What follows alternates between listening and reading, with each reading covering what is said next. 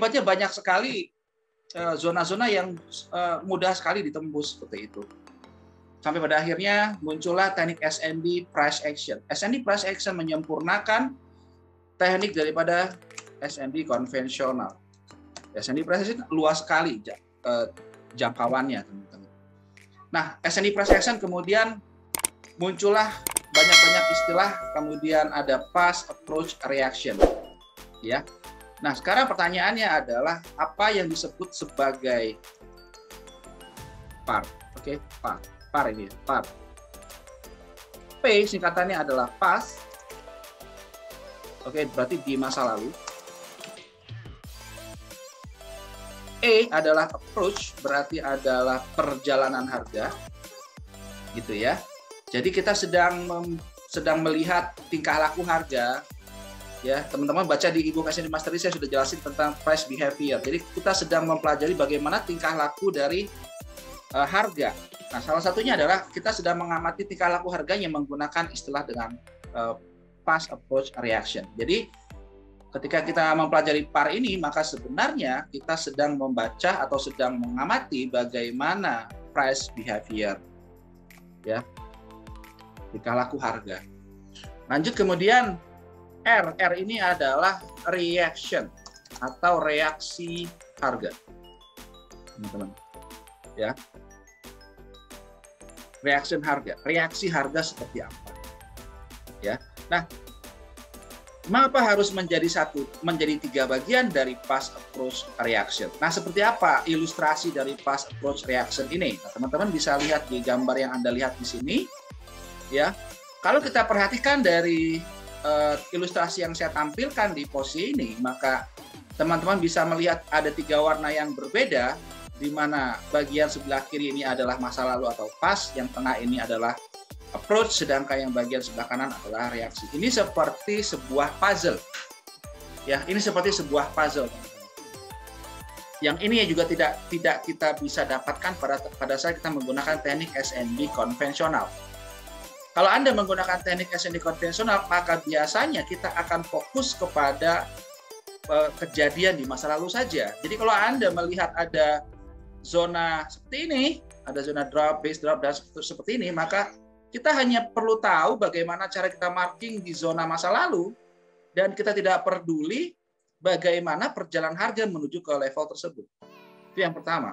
Yang kedua kita tidak tahu dari ketiga zona ini mana yang kira-kira punya potensi yang besar untuk memantulkan harga. Ya. Kalau Anda melakukan posisi sell seperti ini, kemudian hit SL, Anda sell lagi, kemudian Anda sell lagi, hit SL lagi, Anda sell lagi di sini, berarti ini cenderung kita gambling namanya. Betul, teman-teman?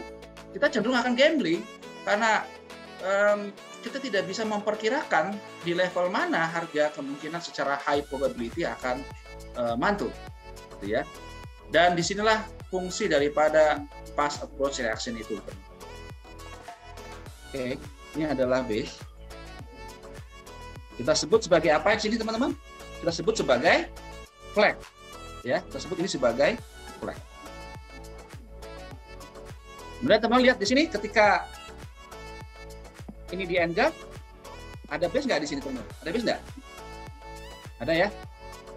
Oke, ini dia. Ya, ini adalah base. Oke, dia akan berpindah ke satu zona ke zona yang lain. Teman-teman lihat di sini ini mantul sebelah sini, ini mantul karena kena base sebelah sini.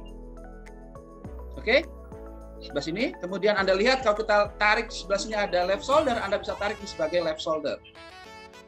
Ya, nah jadi yang bagian sebelah sini kita sebut sebagai pas, ya. Kelihatan nggak di layar teman-teman semua? Kelihatan ya. Oke, sekarang teman-teman lihat. Kalau misalkan contoh yang Anda lihat di sini, lihat ini all in one time frame, di dalam satu time frame. Kalau tadi contoh tadi di gold kita menggunakan time frame H4, kalau ini contoh kita pakai H1 deh misalkan. Teman-teman lihat, ini ada rally base rally. Oke, kemudian naik ke atas, ini nggak mampu engulf, ini kan nggak mampu engulf nih. Berarti kan direspon oleh market dong. Tiba-tiba di engulf di sini. Pertanyaan saya sederhana, boleh nggak ya saya melakukan posisi sell di area ini? Atau di area ini barangkali, boleh nggak untuk begini? Bisa nggak? Tergantung time frame-nya, time frame besarnya gimana? Nah, sekarang saya bahas dulu yang satu time frame dulu aja. Satu time frame dulu aja sekarang. Kalau hanya satu time frame saya boleh. bahas dulu satu time frame dulu aja. Kalau kita boleh. Iya, kalau dari satu time frame menurut konsep dari price action zone yang tadi saya bahas, kan kita semuanya ngebahas dalam satu time frame top-down analisis. Nah, kalau kita dari satu time frame seperti ini, boleh kita melakukan sell yang model seperti ini karena dia engulf. Tetapi teman-teman lihat nggak di sini ada tanda silang? Ada tanda silang sini? Ada ya? Ya, jadi intinya adalah teman-teman kita mau, kalau kita mau ambil peluang buy, kita sedekat mungkin dengan gelombang besarnya. Kalau misalkan kita mau nge-sell, sedekat mungkin dengan area supply-nya. Jadi kalau misalkan pergerakan harga ini sudah terjadi bullish trend di time frame kecil dan kita sudah berada di akhir daripada sebuah trend, maka tidak diperbolehkan Anda melakukan buy kembali di area ini, walaupun terlihat dari uptrend. Karena bisa saja ini adalah akhir dari sebuah trend. Nah, bagaimana cara kita tahu akhir dari sebuah tren? Akhir dari sebuah tren, kalau kondisinya adalah bullish di time frame kecil, maka biasanya akhir daripada bullish trend itu akan berakhir pada zona supply, teman-teman. Supply daily ke atas yang kita sebut sebagai supply mayor. Atau RS flip mayor, berarti daily ke atas. Atau LS mayor. Demikian juga ketika terjadi bearish seperti ini yang terjadi time frame kecil, maka biasanya akhir dari tren bearish akan berhenti pada zona demand time frame besar, demand mayor, RS mayor, LS mayor. Oke. Nah, yang kita lakukan adalah bagaimana? Yang kita lakukan adalah ketika ada gelombang pasang, ini adalah bullish trend di time frame kecilnya, ini adalah gelombang pasangnya, maka kita biarkan gelombang ini perlahan-lahan mulai mengecil, ya. Hempasan airnya itu mulai pelan-pelan yang ditandai dengan candle yang semakin mengecil, kemudian masuklah, kemudian air terserap kedorong ke belakang, berarti sudah mulai terjadi kalau pasang surut, sudah terjadi surut, teman-teman. Oke, sudah mulai surut yang ditandai dengan adanya candle seperti ini. Ya, adanya impuls yang terjadi, maka itu menjadi signal bahwa kemungkinan kita saat ini sedang mulai masuk ke dalam awal dari sebuah tren. Ya, awal dari sebuah tren. Nah, ketika ada gelombang impuls dan ada gelombang korektif, maka kita bisa expect ini gelombang A, B, kemudian gelombang C, D.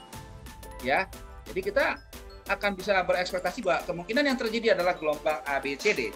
Dimana kalau kita kaitkan dengan pola daripada Elliott Wave, oke ya, kalau kita kaitkan dengan pola Elliott Wave, maka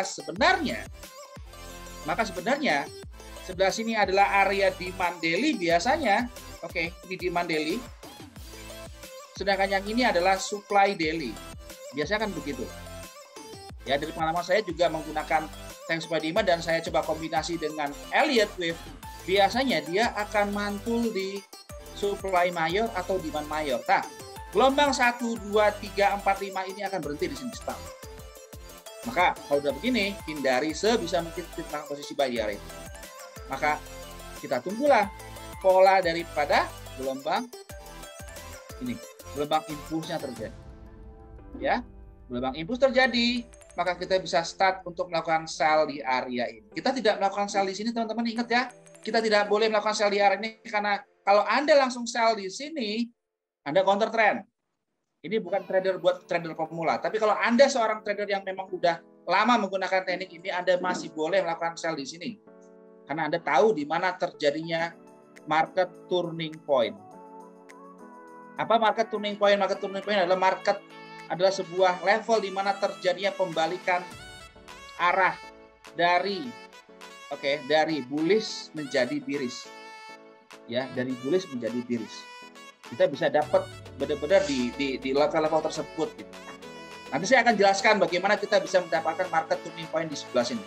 Tetapi yang saya mau tekankan ke teman-teman semua adalah karena teman-teman baru belajar menggunakan teknik ini, maka saya menganjurkan kita untuk menunggu dulu reaksi harga terjadi di bagian sebelah sini, baru kita mengikuti arah yang sudah terjadi dari riak-riak, atau kalau kita tadi hubungkan dengan konsep dari the tide, maka kita biarkan terbentuk dulu adalah wave-nya dulu. Dalam hal ini adalah time frame H4.